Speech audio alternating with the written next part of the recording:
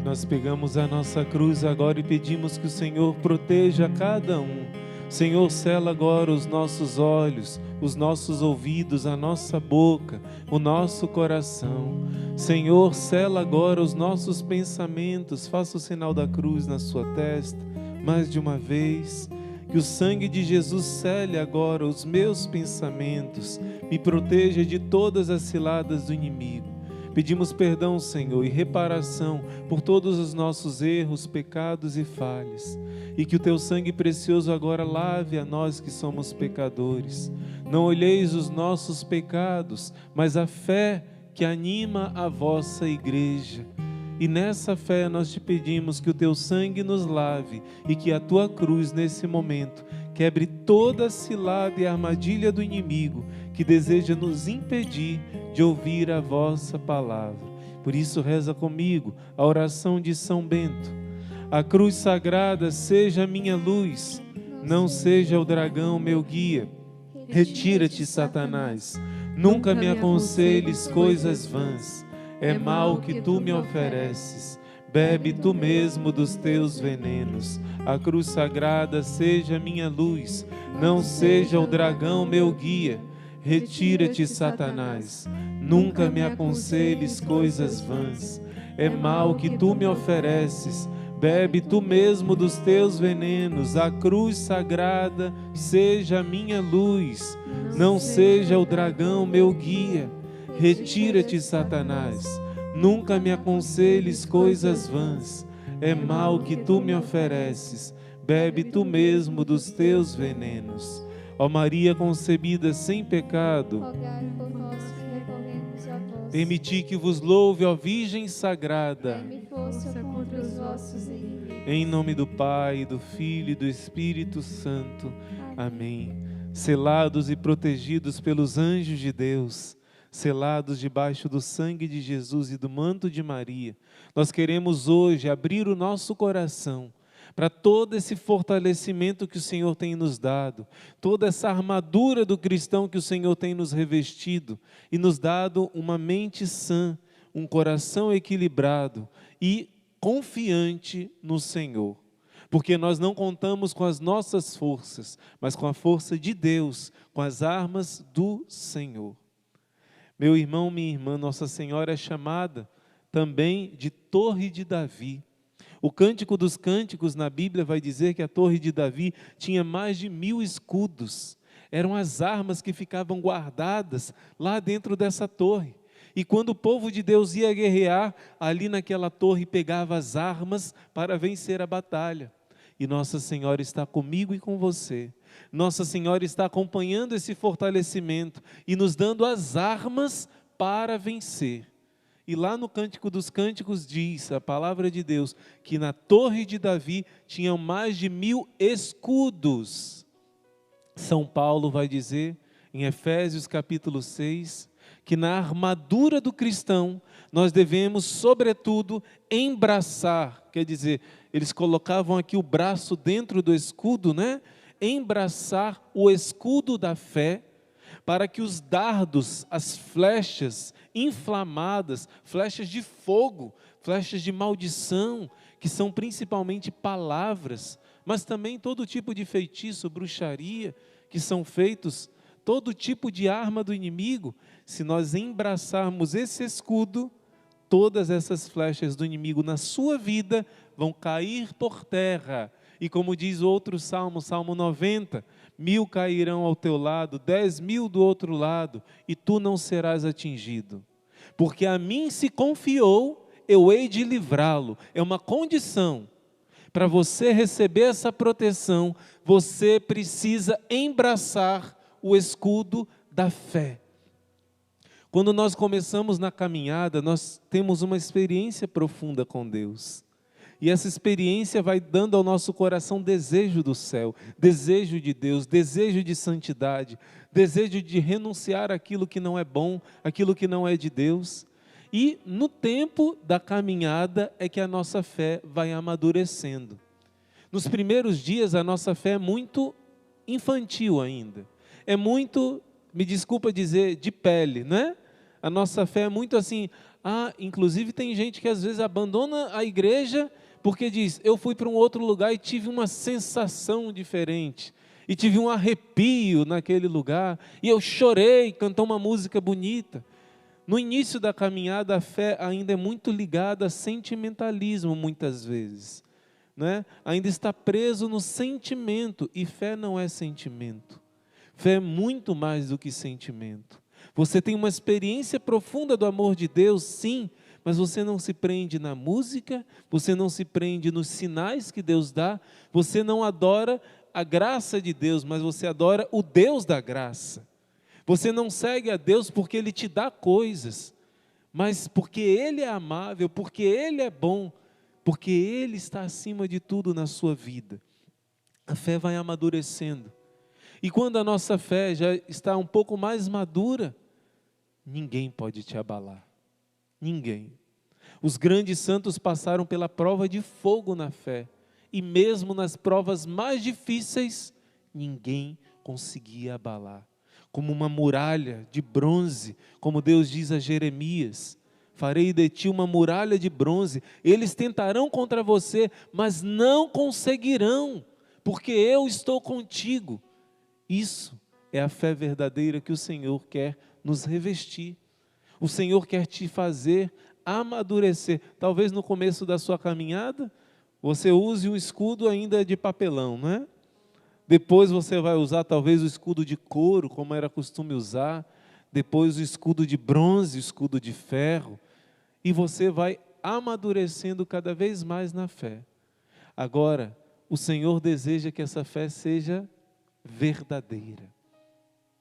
Se credes, ainda que a sua fé seja pequena, assim como um grãozinho, se credes, direis a essa montanha, saia daqui e joga-te ao mar.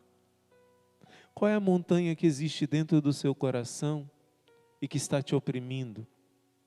Qual é o peso, talvez mais pesado que a montanha maior do mundo, que o Monte Everest? Qual é o peso que está sobre você?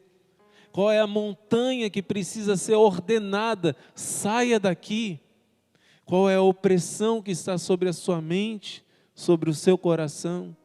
Jesus diz, se vocês tiverem fé, confiança, ainda deste tamaninho, como um grãozinho de mostarda, vocês darão ordem a esta montanha e ela sairá. Cada um de nós passamos por muitas montanhas que precisam ser atravessadas, vencidas, e pela fé nós superamos todas elas. Uma pessoa que não tem fé, não soluciona, não vence, não atravessa as suas barreiras, não vence os seus desafios.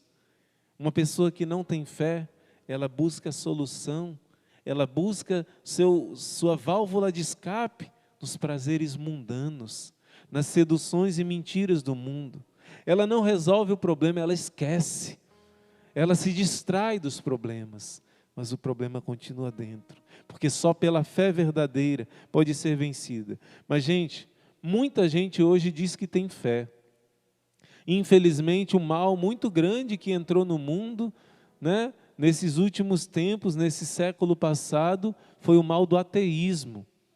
Mas hoje não é somente o ateísmo que é um grande problema. Muita gente diz que tem fé, mas não sabe o que é ter fé. Muita gente, ter fé é acreditar em quê? Ter fé não é acreditar em alguma coisa. Ter fé é acreditar em alguém. Ter fé não é somente acreditar em uma lista de regras. É ter a experiência com uma pessoa que está viva. É uma experiência concreta com alguém. Eu já partilhei com vocês, mas resumidamente eu digo que quando eu estive durante um ano, em 2011, passando por uma prova de fé, com um câncer deste tamanho, 14 centímetros por 11 centímetros, aqui no peito, em cima do coração, na região do mediastino, na frente e em cima. Durante esse um ano que eu passei por essa prova, eu entendi mais profundamente que ter fé não é acreditar no que eu quero acreditar. Entenda bem, anota isso no seu caderno, no seu diário espiritual. Ter fé não é acreditar no que eu quero acreditar, não é isso. Ter fé não é acreditar no que eu quero. Ter fé é acreditar em Jesus. É acreditar que eu tenho o meu melhor amigo, que na pior fase da minha vida está do meu lado, cuida de mim. Na hora que eu sinto dores, Ele sente junto comigo as minhas dores e Ele me dá força para superar aquele momento. E o Senhor fez-me entender que essa fé é acreditar nele. Eu ia morrer, eu ia ficar vivo. Eu acreditava que Ele queria o melhor para mim. Ele me amava, Ele estava comigo, Ele estava ao meu lado. E isso me deu paz. Durante todo um ano dessa doença eu tive paz. Eu tive tranquilidade. Eu tive confiança que eu estava nas mãos do Pai. O meu melhor amigo estava cuidando de mim.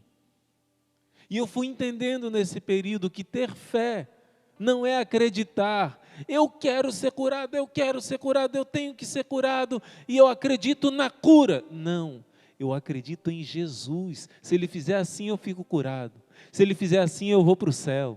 Se Ele fizer assim, eu me converto, não é? Eu acredito nele. Ele sabe o que faz e é o melhor. Deus é bom, Ele é poderoso, Ele é meu Pai, Ele é meu papai. O Pai, o Filho e o Espírito Santo estão comigo e em mim.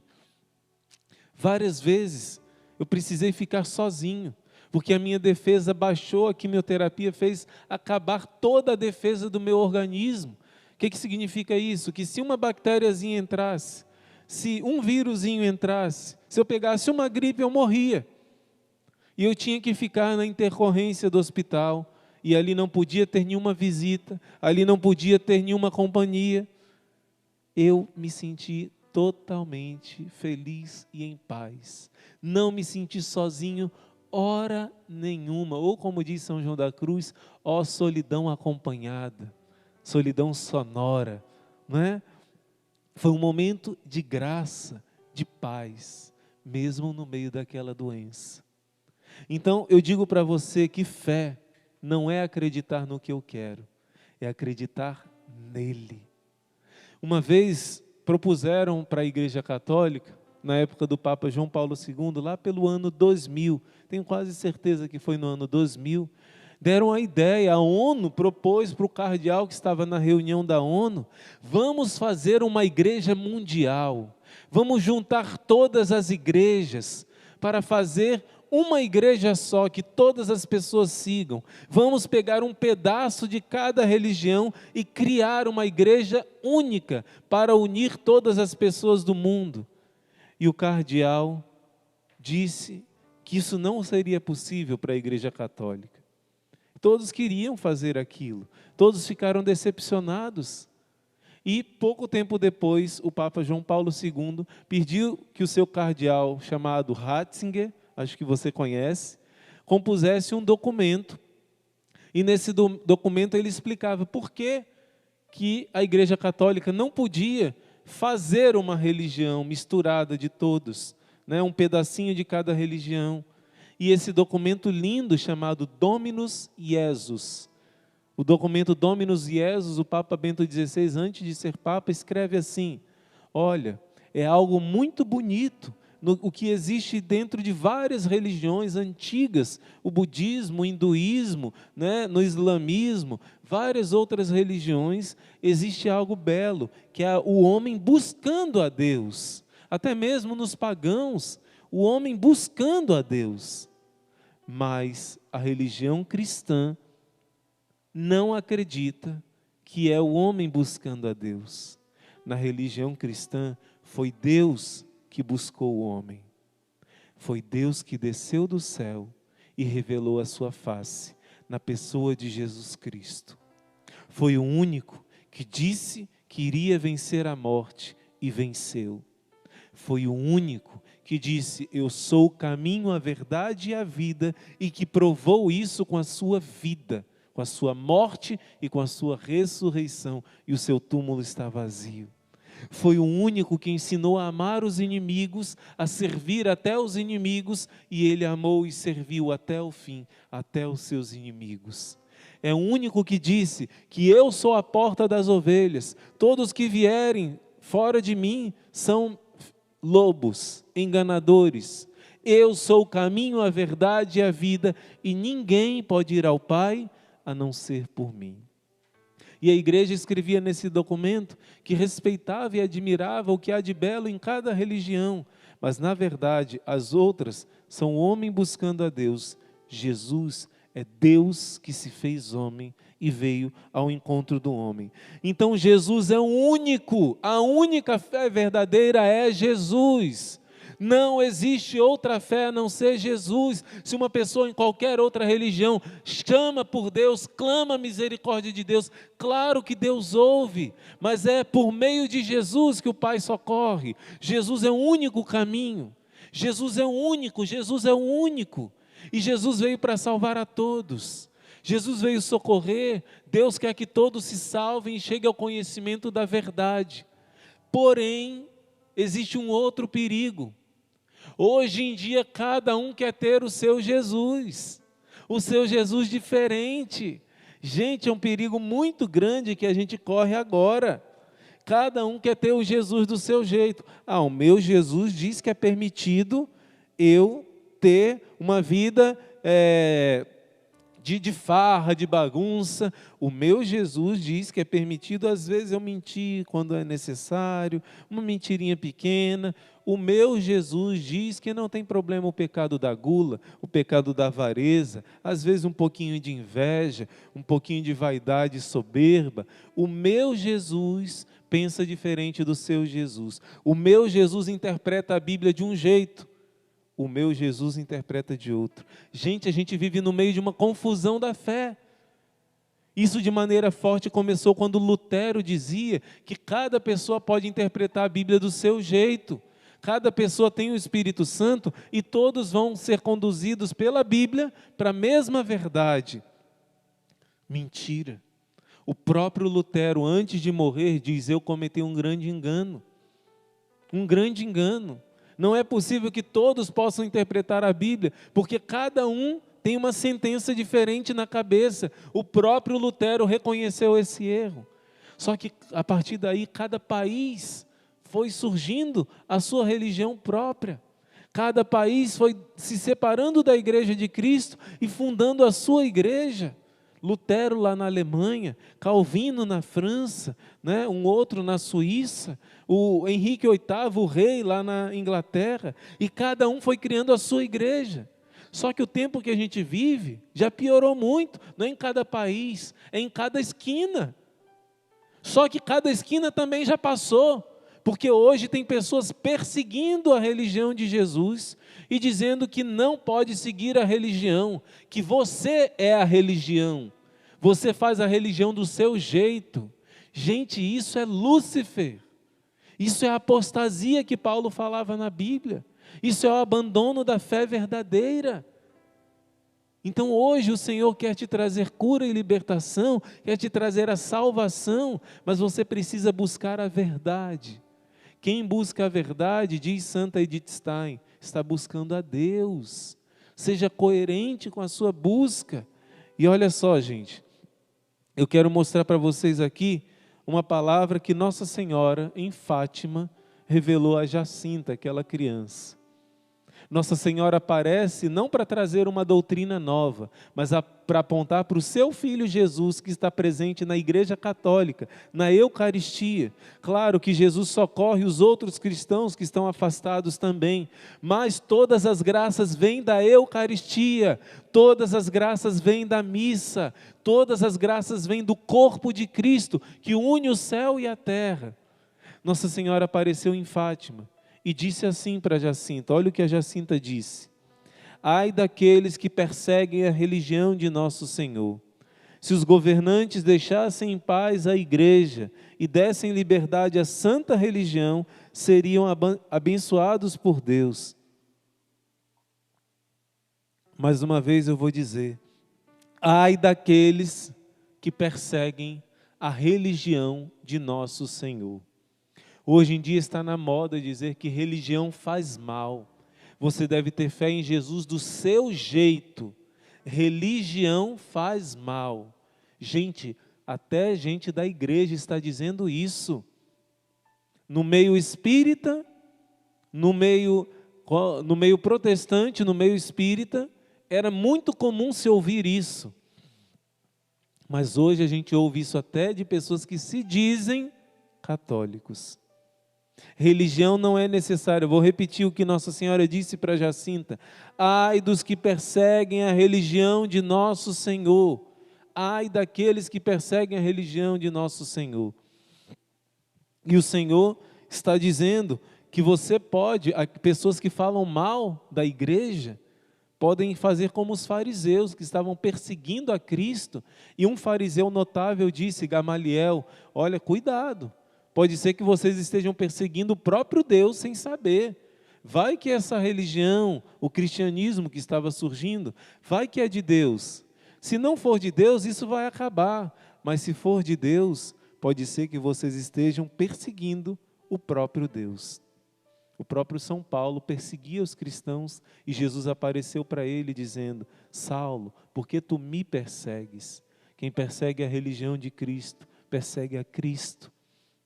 E olha, meus irmãos, Lutero dizia uma heresia muito terrível.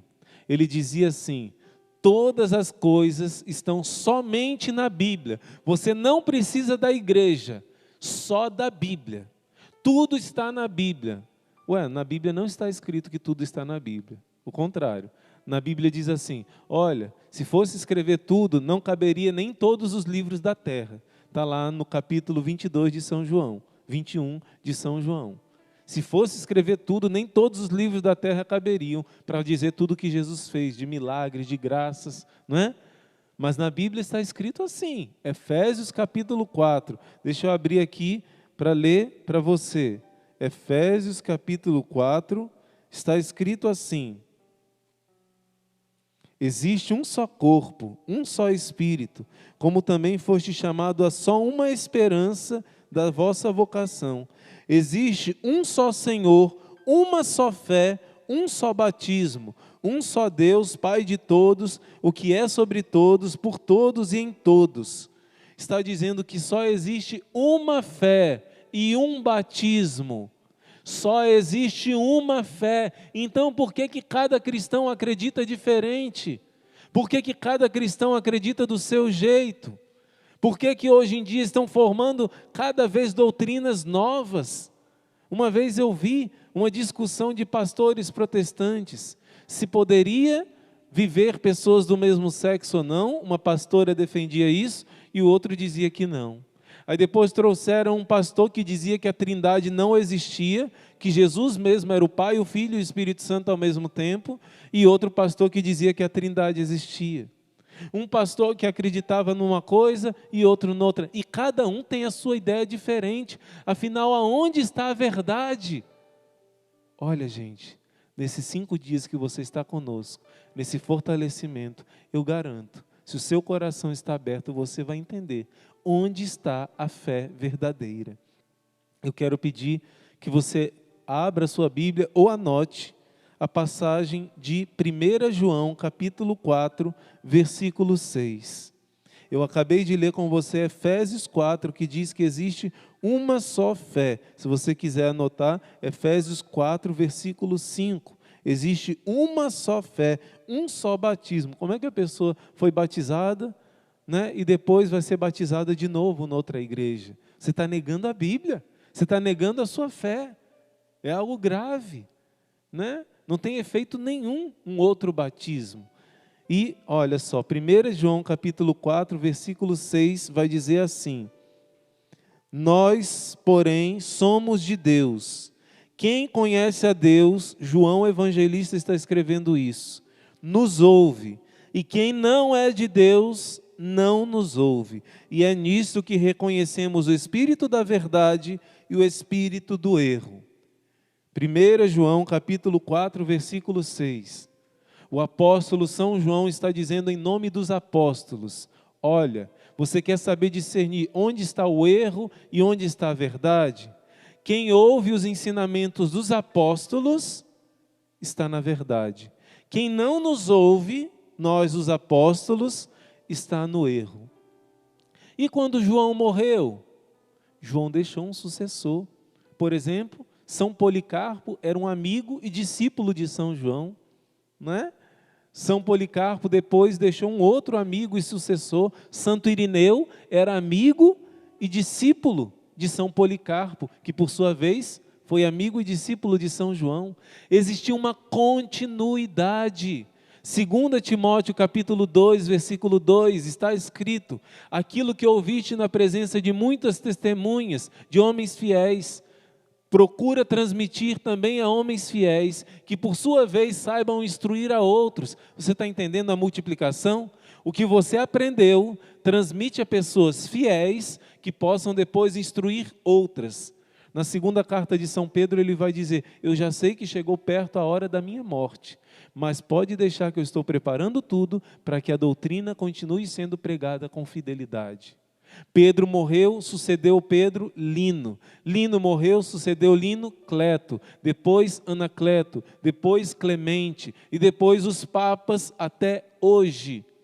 Então, os apóstolos deixaram sucessores, e foi deixando sucessores, e chegou em 1517, um padre revoltado, com algumas coisas que ele viu errado, quis criar a sua igreja, chamado Lutero. Esse padre desobedeceu o voto que ele fez a Deus de castidade, casou com uma freira. Desobedeceu o voto que ele fez de crer na Eucaristia e negou a sua fé. Negou o seu batismo e criou uma outra religião. E a partir de Lutero, muitos, cada um disse que poderia interpretar a Bíblia do seu jeito. O próprio Lutero se arrependeu disso no fim da vida. Não se arrependeu de outros erros não, mas disso ele se retratou. Lutero chegou a dizer heresias terríveis. Tentou mudar a Bíblia para poder dizer que só a fé é falsa que ele ensinava. Lutero, meus irmãos, chegou a dizer que Jesus teve um caso com várias mulheres. Estude a vida de Lutero e você vai ver que ele disse isso. Nós queremos seguir a doutrina dos apóstolos. E eu quero te dizer, olha, mesmo que uma pessoa esteja na fé errada, a gente não julga as pessoas, a gente julga as doutrinas erradas. Quem vai julgar as pessoas é Deus. Uma pessoa que nasceu num lugar com a fé errada, Deus olha o coração e a busca dessa pessoa da verdade, mas quem busca encontra. E Jesus quer juntar. Jesus diz no Evangelho: quantas vezes eu quis juntar vocês como a galinha junta os pintinhos debaixo das asas. Eu quero unir os meus filhos. E Jesus diz em outra passagem, João 10, vai haver um dia que vai haver só um rebanho e só um pastor.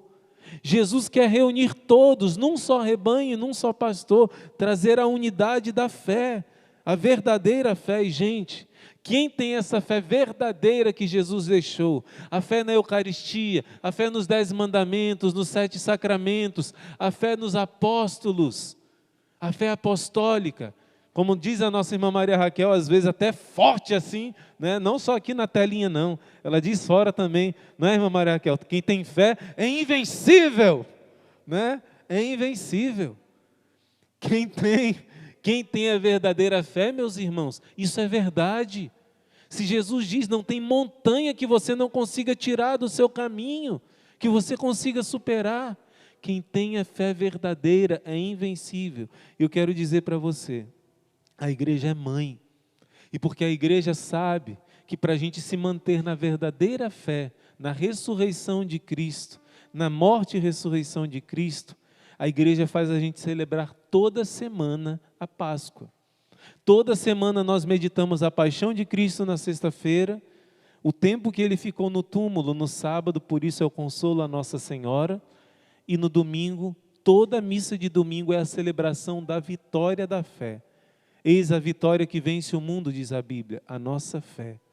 Todo domingo, domingo sem missa, semana sem graça. Todo domingo nós experimentamos a ressurreição de Cristo, comungando o corpo e o sangue do Senhor.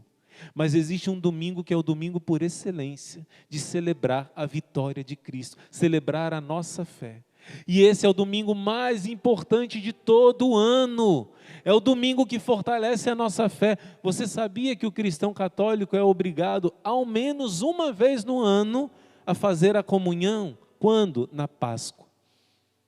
E obrigado, ao menos uma vez no ano, para ser cristão verdadeiro, se confessar para quando? Para Páscoa. No mínimo, claro. Você toma banho não é só uma vez por ano, né? Então, na sua alma também, claro que não vai ficar com o mínimo do mínimo para não morrer espiritualmente. Nossa Senhora pede e o catecismo recomenda uma confissão frequente, mas o mínimo é confessar-se se preparando para a Páscoa. E a igreja é tão mãe, é tão sábia, que ela preparou esse período desses 40 dias, meus irmãos. São 40 dias de retiro espiritual, 40 dias de aprofundamento na intimidade com Deus, 40 dias de purificação da alma, de faxina dentro da nossa alma, para que no dia da experiência da morte e ressurreição do Senhor, a gente esteja preparado e aberto.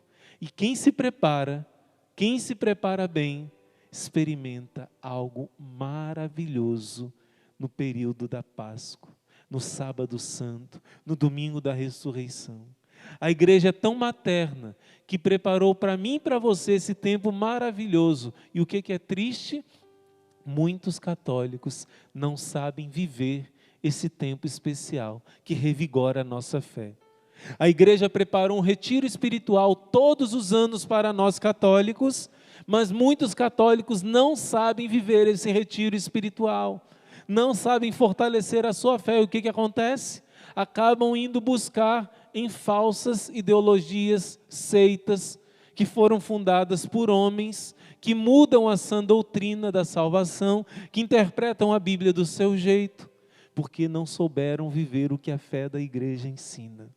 Agora, se você vive esse tempo da quaresma, que é o tempo mais alto da igreja, porque prepara para a festa maior, que é a Páscoa do Senhor, a passagem da morte para a vida, a passagem da transformação da morte para a vida, não só o que Jesus viveu na sua vida também, morrendo para o homem velho, para a mulher velha, para viver essa vida nova. Só quem se prepara bem consegue vivenciar uma experiência da ressurreição. E é por isso que a gente está com todo cuidado, a gente está com todo carinho, com toda dedicação para manifestar para você a forma, um itinerário, um método para a gente viver junto esse período tão especial da igreja que é a quaresma. Se a quaresma de São Miguel foram milagres e milagres e milagres, imagina a quaresma do Senhor, do Rei de São Miguel, aquele a quem São Miguel adora, a quaresma preparando para a Páscoa da ressurreição de Jesus. Prepara o seu coração, meu irmão, minha irmã, prepara, porque hoje nós já estamos para apresentar essa grande arma que vai te ajudar a viver essa Páscoa do Senhor. Eu quero dizer para você, guerreiro e guerreira que está aqui junto conosco, nessa expectativa, né? Irmãos, esses 5 dias estão deixando a gente ansiosos para tanta graça de Deus. Eu quero dizer, para receber as graças de maneira plena, o segredo que muita gente esquece é a perseverança. E o grande perigo para a gente não receber essas graças é a desistência, é a falta de perseverança, é começar e não dar continuidade, não ir até o fim. Muitas pessoas que chegam e já querem receber as graças, mas não conseguem se manter fiéis, perseverantes, frequentes, né? Não conseguem ter essa disciplina, e nós estamos aqui para te ajudar, rezando por vocês. Muitos que não conseguem ter essa constância e disciplina, vão correr o risco de desistir, né? Na Bíblia, por exemplo, na carta de São Tiago está escrito: feliz o homem que suporta a tentação, porque depois de suportar a provação, ele receberá a coroa da vida, que Deus prometeu a quem ama, a quem persevera.